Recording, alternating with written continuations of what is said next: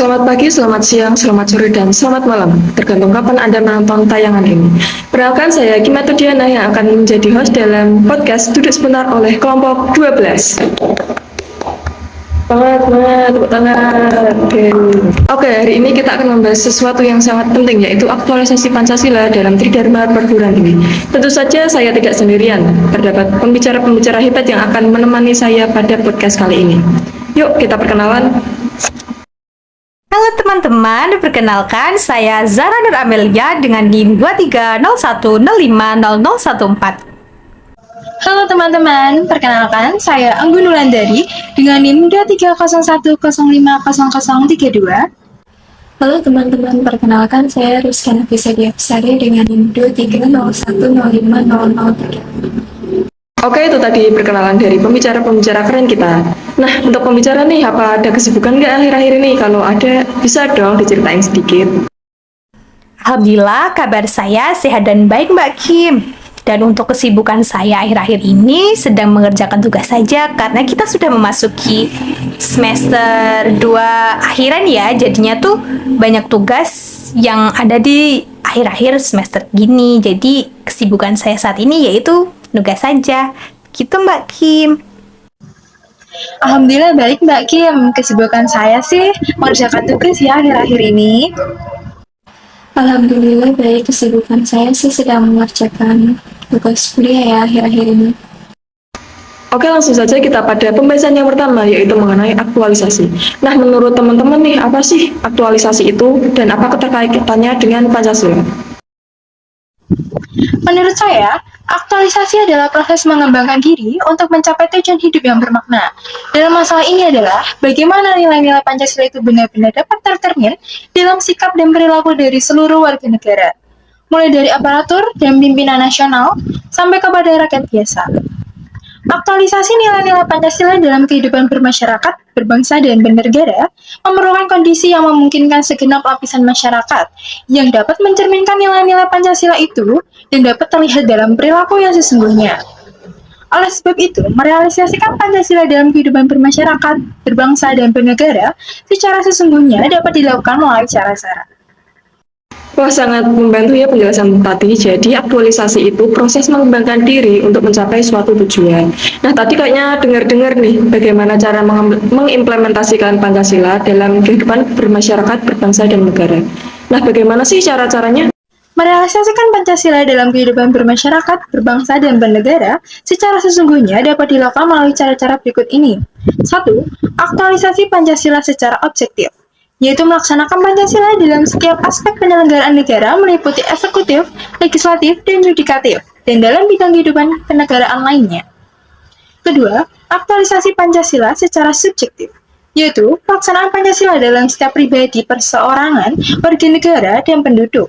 Pelaksanaan Pancasila secara subjektif sangat ditentukan oleh kesadaran, ketaatan, serta kesiapan individu untuk mengamalkan Pancasila. Nah, sekarang saya jadi tahu nih bagaimana cara mengimplementasikan atau merealisasikan Pancasila dalam kehidupan bermasyarakat, berbangsa, dan bernegara.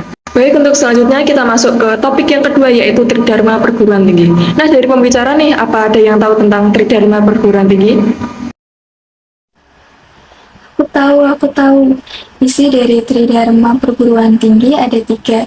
Yang pertama yaitu pendidikan dan pengajaran, yang kedua yaitu penelitian dan pengembangan, dan yang ketiga yaitu pengabdian kepada masyarakat.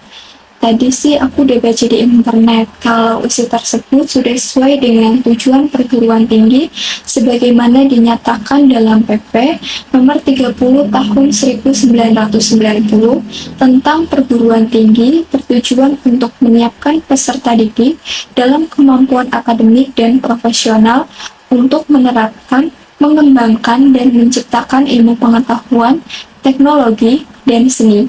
Mereka juga bertugas untuk menyebarkan dan menyumbangkan pengetahuan serta meningkatkan taraf kehidupan masyarakat dan kehidupan nasional. Oleh sebab itu, untuk mencapai tujuan tersebut, perguruan tinggi memiliki motto yang dikenal dengan Tridharma Perguruan Tinggi. Oke, jadi Tridharma Perguruan Tinggi itu ada 3 ya, yaitu pengetahuan, penelitian, dan pengabdian. Nah, itu kan baru poin-poinnya. Nah, ada nggak sih yang bisa menjelaskan dari setiap poin-poin tersebut? Yang pertama yaitu di bidang pendidikan dan pengajaran. Terdapat mata kuliah pendidikan Pancasila dalam muatan mapel yang dipelajari di perkuliahan, seperti contohnya dalam bidang ilmu hukum, adanya hak asasi manusia, dan masih banyak lagi. Dengan mempelajari mata kuliah tersebut, mahasiswa tentunya dapat mengembangkannya sendiri penerapannya dalam masyarakat. Yang kedua yaitu bidang penelitian. Sebagai seorang dosen, merupakan keseharusan dalam melakukan penelitian dan dari hasil penelitian dipublikasikan artikelnya ke dalam jurnal, baik itu jurnal nasional yang terakreditasi. Yang ketiga yaitu bidang pengabdian kepada masyarakat. Melibatkan mahasiswa di sini, mahasiswa menjelaskan tema-tema yang berkaitan dengan kegiatan Abdimas. Kegiatan ini juga dalam rangka melakukan sosialisasi atau penyuluhan ke desa-desa. Kegiatan pengabdian masyarakat ini dilakukan dalam penyuluhan sekaligus juga menanamkan rasa persaudaraan dan saling mengenal satu sama lain. Wah, informasi yang sangat menarik ya. Ternyata ada implementasi dan penjabaran dari setiap poin-poin dari Tridharma Perguruan Tinggi. Oke, setelah pembahasan dari Tridharma Perguruan Tinggi, kita lanjut ke topik selanjutnya, yaitu budaya akademik. Nah, dari pembicara nih, apa ada yang tahu akademik itu apa?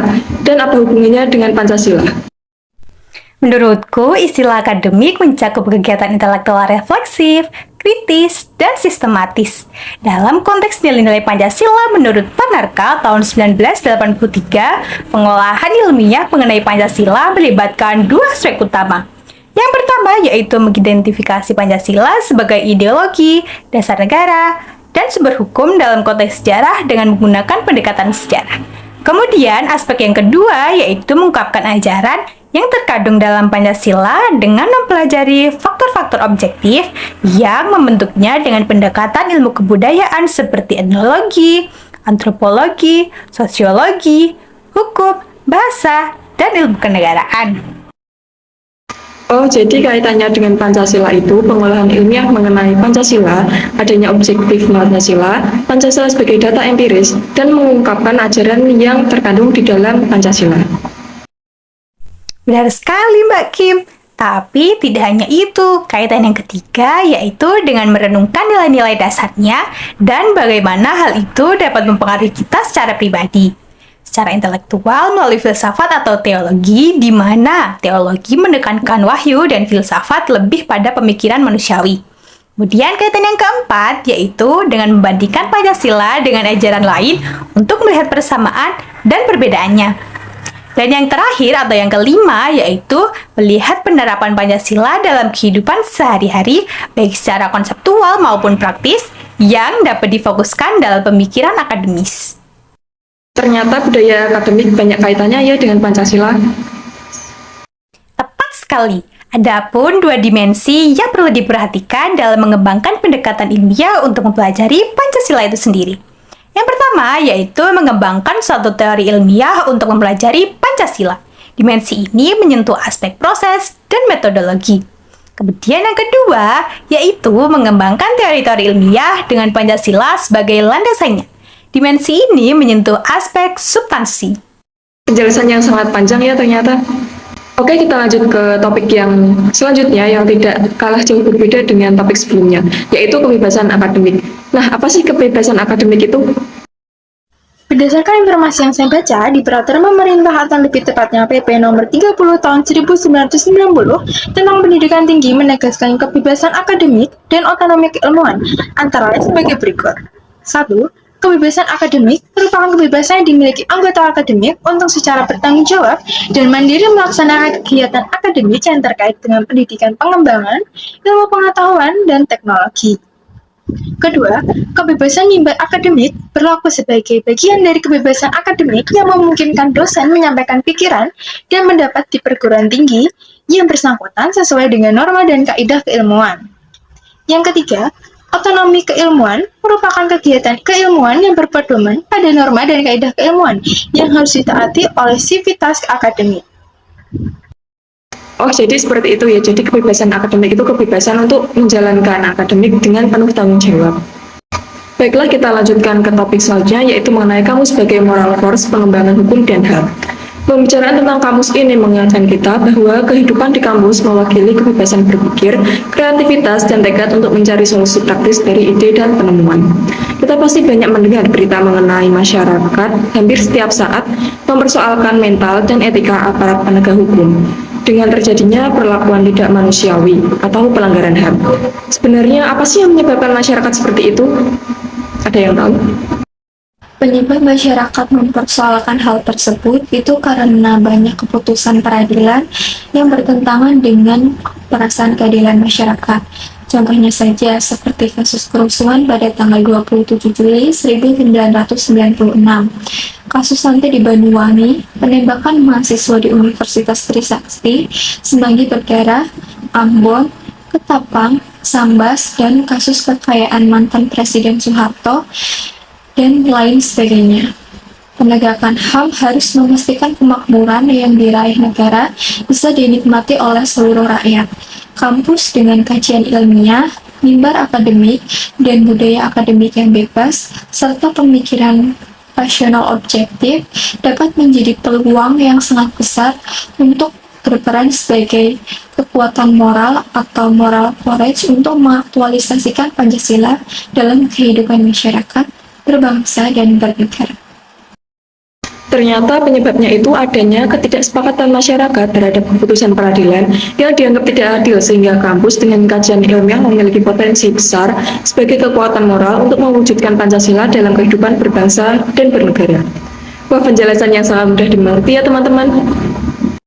Oke, kita lanjut ke topik yang terakhir yaitu implikasi sila-sila Pancasila oleh mahasiswa. Sebagai institusi pendidikan, perguruan tinggi pastinya bertanggung jawab untuk menghasilkan mahasiswa yang tidak hanya memiliki prestasi akademik, tetapi juga karakter yang sesuai dengan nilai-nilai Pancasila. Nah, teman-teman di sini ada yang tahu bagaimana cara mengimplementasikan sila-sila tersebut? Aku tahu, dimulai dari sila pertama yang berbunyi ketuhanan yang Maha Esa dapat diimplementasikan dengan setiap mahasiswa dapat beribadah sesuai dengan ajaran agamanya dan mata kuliah yang ada di setiap fakultas tidak mengganggu jadwal beribadah. Kemudian implementasi selanjutnya yaitu adanya sikap toleransi dan menghormati antar mahasiswa yang satu dengan yang lainnya yang memiliki keyakinan yang berbeda.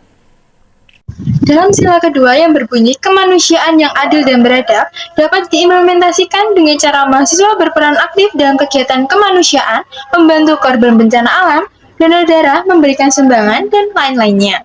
Dalam hal ini tidak hanya menunjukkan rasa simpati tapi empati dengan membuktikannya ada rasa perhatian terhadap sesama untuk saling meringankan penderitaan. Sedangkan sila ketiga yang berbunyi Persatuan Indonesia dapat diimplementasikan dengan menggalang antar berbagai organisasi mahasiswa untuk membentuk jaringan antar perkumpulan mahasiswa sehingga satu sama lain saling mengenal, terbentuk jalinan yang harmonis, dan adanya solidaritas di antara mahasiswa. Pada sila keempat yang berbunyi kerakyatan yang dipimpin oleh hikmat kebijaksanaan dalam permusyawaratan perwakilan dapat diimplementasikan dengan melakukan musyawarah untuk mufakat dalam pemilihan ketua BEM atau ketua senat. Contohnya, mahasiswa dan anggota terlibat dalam musyawarah untuk membuat keputusan bersama dalam acara seminar nasional atau kegiatan lainnya. Diskusi melibatkan mahasiswa, mahasiswi, dan dosen untuk mencapai kesepakatan bersama. Dan sila yang terakhir adalah sila kelima yang berbunyi keadilan sosial bagi seluruh rakyat Indonesia dapat diimplementasikan dengan mematuhi aturan-aturan yang ada di perguruan tinggi dan tidak boleh dilanggar. Jika aturan tersebut dilanggar, akan ada sanksi yang diberikan, dan mahasiswa tersebut mau menerima sanksi yang berlaku dan berjanji untuk tidak mengulanginya lagi. Artinya, menyadari sepenuhnya bahwa ada tata tertib dan aturan yang ditegakkan. Ternyata pembicara pada kita hari ini mengetahui bagaimana cara mengimplementasikan Pancasila mulai dari sila pertama sampai sila kelima. Tepuk tangan. Baik, terima kasih atas penjelasannya ya teman-teman pembicara. Nah, kalau gini kan kita dan penonton podcast duduk sebentar jadi tahu mengenai aktualisasi Pancasila dalam Tridharma Perguruan Tinggi. Aktualisasi Pancasila dalam Tridharma Perguruan Tinggi penting karena Pancasila adalah dasar negara Indonesia yang mencakup nilai-nilai moral, sosial, dan kultural yang menjadi pijakan bagi kehidupan bermasyarakat, berbangsa, dan bernegara. Oke, sampailah kita pada sesi terakhir dari podcast Duduk Sebentar. Saya sebagai host meminta maaf sebanyak-banyaknya atas kesalahan kata dan kesalahan yang lainnya. Terima kasih teman-teman telah menonton acara ini. Nah, sebelum menutup nih saya ada sedikit pantun.